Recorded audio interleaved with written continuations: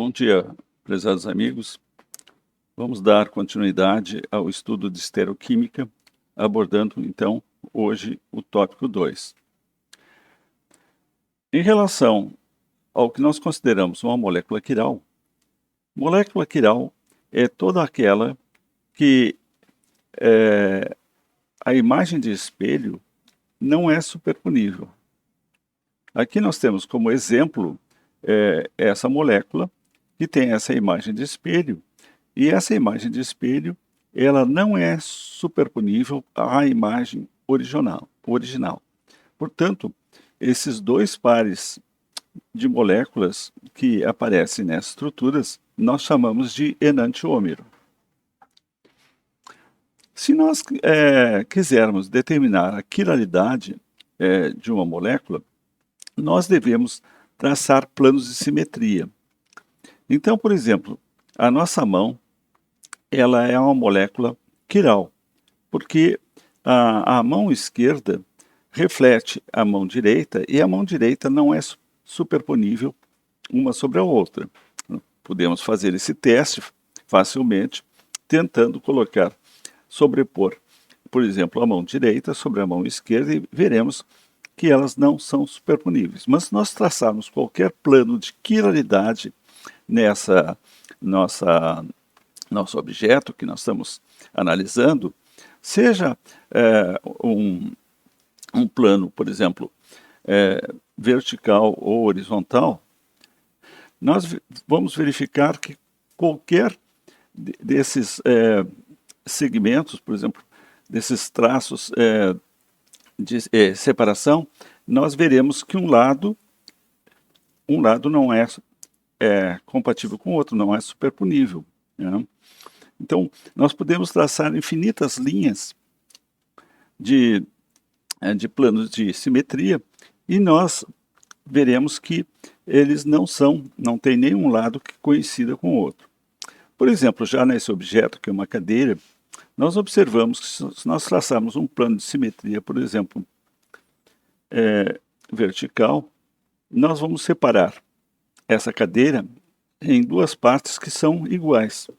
E a imagem dela no espelho, ela é perfeitamente superponível ao objeto original. Portanto, a cadeira, ela é uma estrutura, nesse caso, ela é uma estrutura aquiral, né?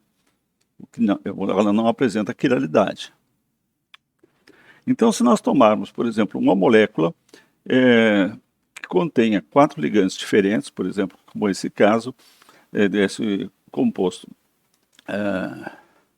do 2-bromo-butano, nós temos então ligado a esse carbono um bromo, um grupamento etila, uma metila e um hidrogênio. Portanto, tem 4 ligantes, o que confere quiralidade. Ela tem uma imagem de espelho, que a gente observa, essa imagem de espelho não é superponível à molécula da esquerda.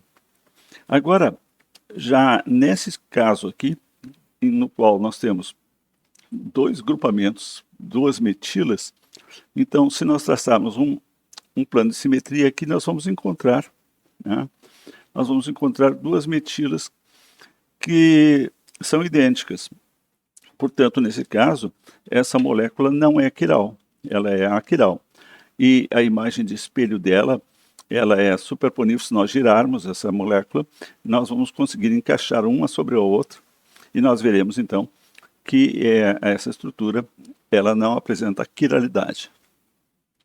Então, a condição para que a molécula seja quiral é que ela tenha 4 ligantes diferentes. Então, esse vai ser o nosso carbono quiral, que vai apresentar 4 ligantes diferentes.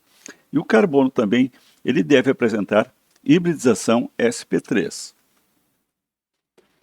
Bom, Fischer, que foi um químico alemão, ele propôs uma forma de nós tentarmos escrever uma estrutura que, escrita no papel, se pudesse ter uma certa compreensão da forma como ela está colocada no espaço. Então, Fischer propôs, por exemplo, um carbono que tenha 4 ligantes diferentes, todas aquelas ligações que tiverem no sentido horizontal, ele se coloca com uma cunha cheia. Isso significa que esses átomos que estão ligados a esse carbono, eles vêm para a nossa frente, como se saísse do papel e viesse em nossa direção. Ao passo que os grupamentos que estão colocados na posição vertical, eles são desenhados pontilhados. Isso significa que eles vão para trás. Eles se projetam para trás do plano, para trás do papel. Aqui nós temos um outro exemplo. Então nós temos aqui o hidrogênio e o cloro.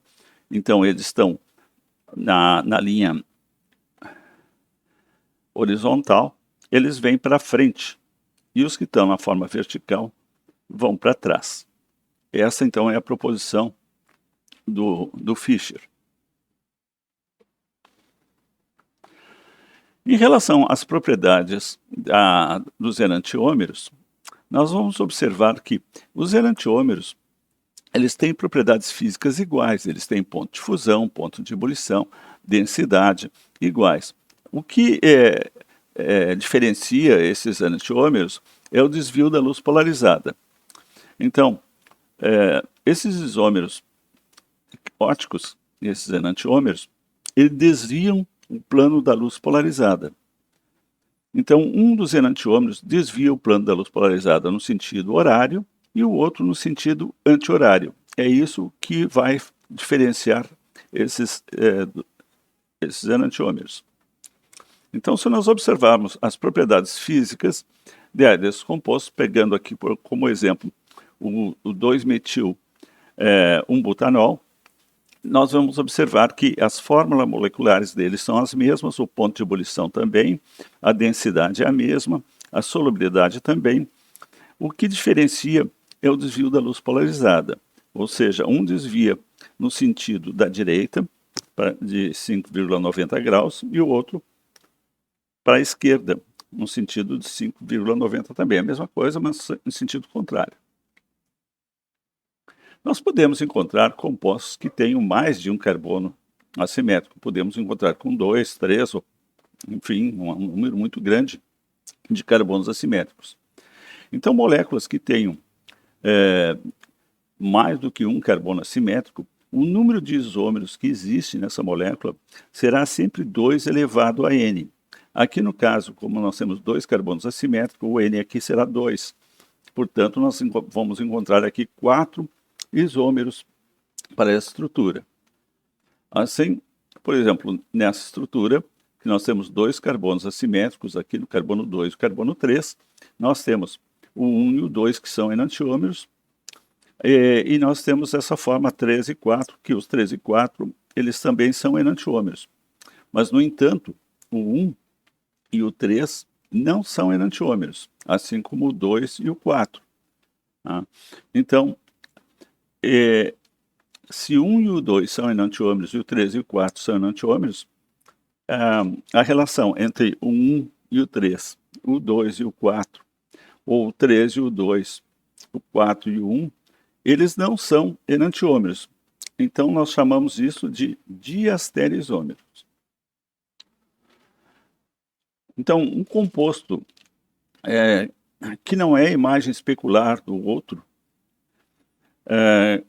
a gente chama esses compostos de diastereisômeros. Então, esses dois aqui são enantiômeros, assim como esses dois, né?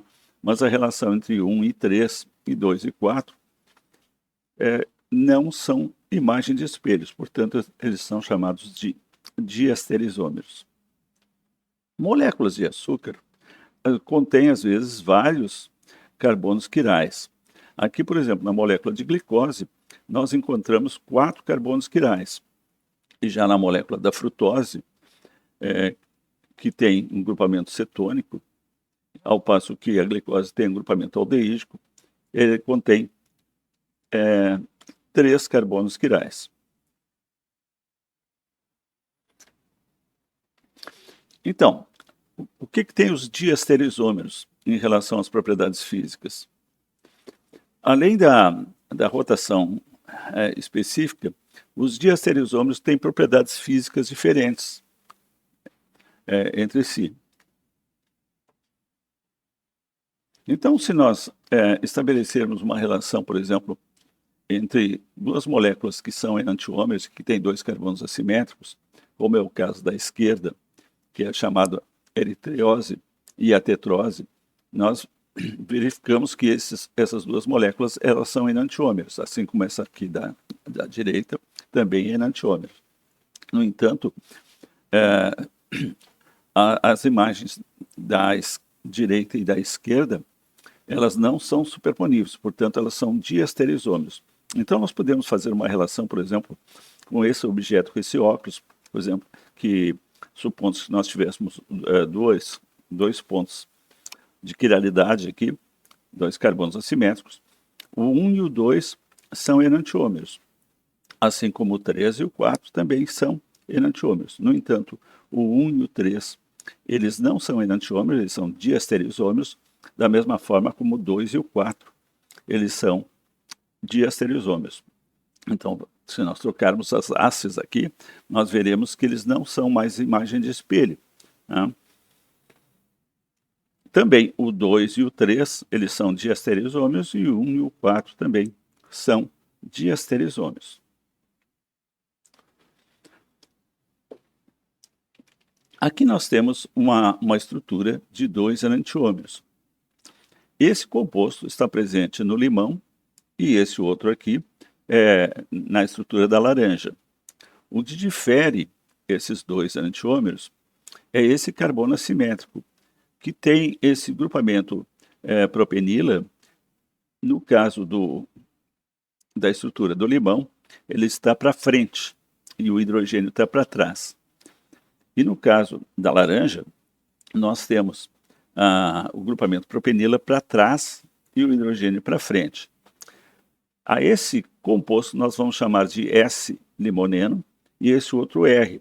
E vejam que eles têm odores e gosto completamente diferentes, mas a estrutura física deles é a mesma. Então, o que é esse esse R e S? É o que nós veremos mais adiante. Então, se nós misturarmos quantidades iguais dos mesmos enantiômeros, o que vai acontecer? Eles vão ter uma atividade óptica inativa, ou seja, eles vão se cancelar o desvio óptico, porque um desvia para um lado e o outro enantiômero desvia para o lado contrário, e isso resulta no cancelamento da luz polarizada no polarímetro. Quando se trata de enantiômeros, na medicina e na indústria farmacêutica, é muito importante saber qual dos enantiômeros tem atividade fisiológica. Por exemplo, na adrenalina, só aquela adrenalina que faz o desvio para a esquerda, ela é efetiva como ação no organismo. A que faz o desvio para a direita, ela não tem, não possui propriedades fisiológicas. Isso existe, então, na natureza, milhares de casos. Sempre lembrando que nosso organismo ele é totalmente quiral. E cada composto que vai interagir com nossos sítios, ele se encaixa como chave fechadura. Então, é só um enantiômero que consegue ter atividade realmente eficaz. Aqui nós temos a aspargina, que é um composto que dá sabor aos alimentos, e também a aspargina, só um dos enantiômeros, melhor dizendo, cada um dos enantiômeros apresenta um sabor característico e próprio para os alimentos. Na estereoquímica, é muito comum aparecer essa designação DL. A designação DL ela é conhecida como convenção de Fischer e Rosanoff. ela é muito utilizada na descrição de carboidratos e aminoácidos.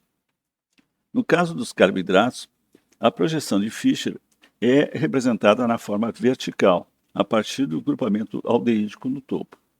Então, os carbonos nos carboidratos que estiverem no penúltimo carbono dessa projeção vertical, se ele estiver para a direita, ele será D.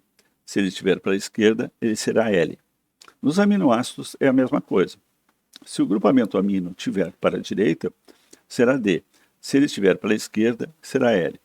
Nós vamos exemplificar de uma forma mais clara através dessas estruturas. Por exemplo, na D-glicose, a glicose é D porque esse carbono quiral tem essa hidroxila que está situado aqui. Se nós contarmos a partir do carbono aldeído, 1, 2, 3, 4, 5 e aqui 6. Esse carbono aqui, quiral, tendo essa hidroxila para a direita, ele é D. Já essa outra estrutura, tendo a hidroxila para a esquerda, ela é L. Na natureza predomina, só temos a estrutura D. Na alose, nós temos também esse açúcar é D, porque essa hidroxila no penúltimo carbono está para a direita. E esse outro é L, porque a hidroxila está para a esquerda. Já nos aminoácidos, nós devemos considerar o grupamento amino. Esse grupamento amino, ele tem que ser vizinho ao grupamento carboxila do aminoácido. Ele tem que ser ao lado, porque existem aminoácidos com mais de um grupamento amino em diferentes posições da cadeia.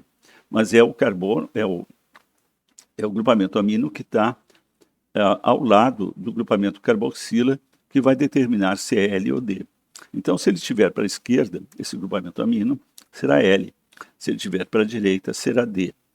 Por exemplo, já nessa outra estrutura de aminoácido, a cisteína, nós temos L-cisteína porque está para a esquerda e D-cisteína porque está para a direita. Vamos analisar a estrutura dessa tetraciclina, que é um antibiótico de largo espectro, que se utiliza muito na medicina. Então, vamos considerar só os carbonos que têm hibridização sp3. Então, nós temos aqui o carbono 5, o carbono 6, o carbono 7, o carbono 8, o carbono 9, o carbono 4, o 3, o 1 e o 2. Vamos ver quais são os carbonos que não são quirais.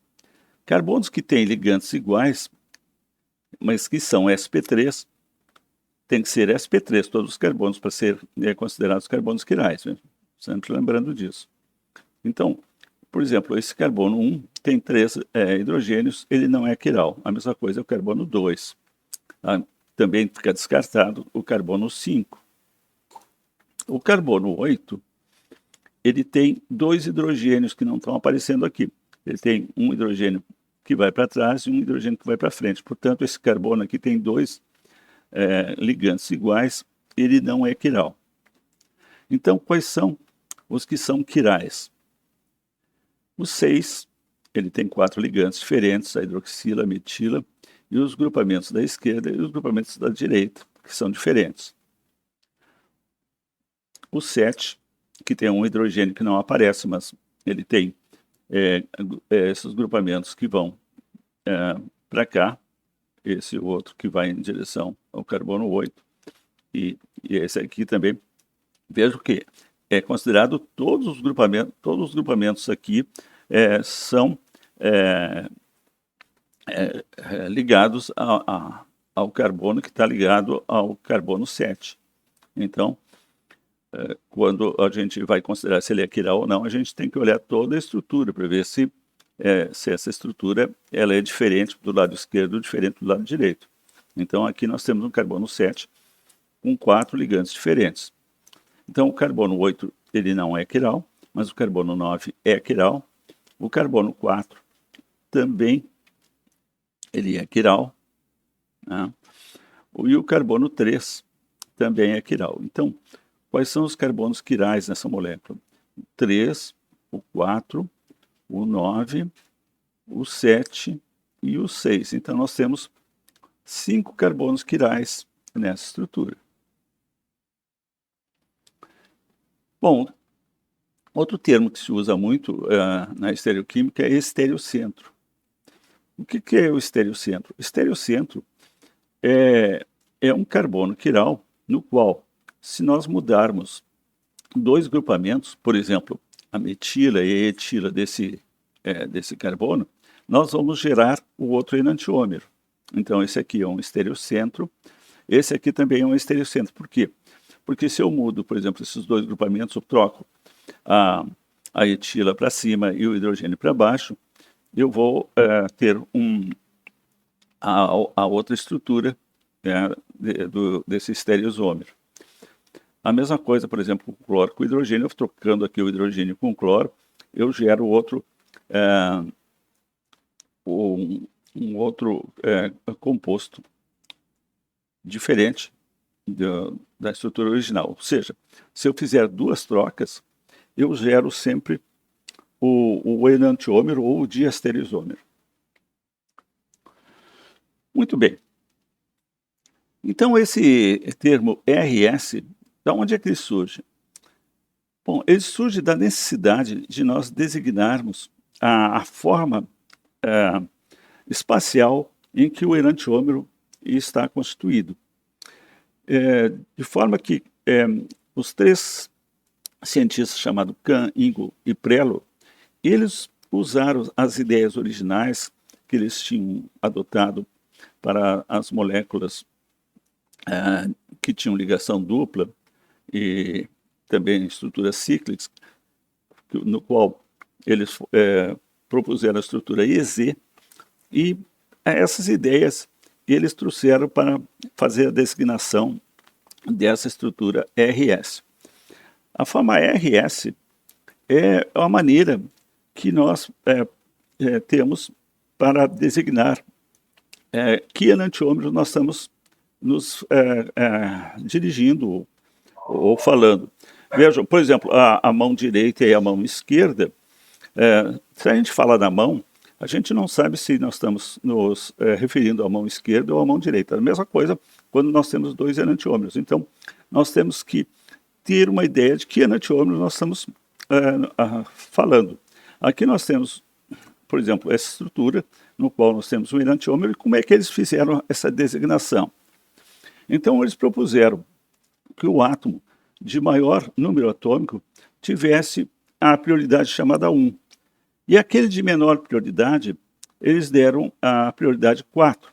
Em geral, nas moléculas orgânicas, o de menor prioridade é o hidrogênio, que tem número atômico 1.